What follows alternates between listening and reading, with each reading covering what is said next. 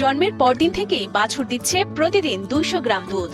দোয়ানো সেই দুধ জাল দিয়ে খাচ্ছেন গরুর মালিক ও তার পরিবার। প্রথম দিন যখন পাইছি দুধ দহন করছি তখন আমি দেখলাম যে দুধটা একদম স্বাভাবিক সুন্দর, কোনো এটা যে কোনো স্পট নাই। তখন আমি কইলাম যে আমার বাচ্চা যে জাল দাও, তখন জাল দিলে দেখলাম যে না আমরা স্বাভাবিক, এটা মধ্যে কোনো স্পট নাই, সঠিক সুন্দর ঘ্রাণ সুন্দর। তখন আমার বাচ্চাকে আমি দিলাম এবং এটা আমি মনে করি আল্লাহর একটা মহান কুদরতি, এটা কুদরত। আমার বয়স প্রায় 70 বছর, আমার বাপ দাদার কাছে শুনি নাই, আল্লাহ কুদরত থেকে এগুলো হইছে। এমন আশ্চর্যকর ঘটনা ঘটেছে কিশোরগঞ্জের করিমগঞ্জ উপজেলার চরকরণশী গ্রামের খামারি হারুনুর রশিদের খামারে।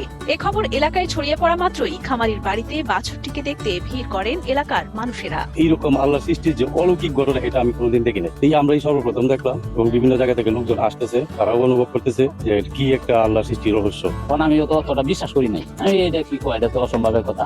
তখন এই দিন জাহাঙ্গীর ডাক্তার আইসে, আইলে পরে জাহাঙ্গীর ডাক্তার আইনে বাছুর দেওয়া গেছে, আমার ডাক দিছে যে তুমি বাছুরটা ধরো, আমি 200 গ্রাম হইব যে ইয়াটা দুধটা একদম ফ্রেশ দুধ।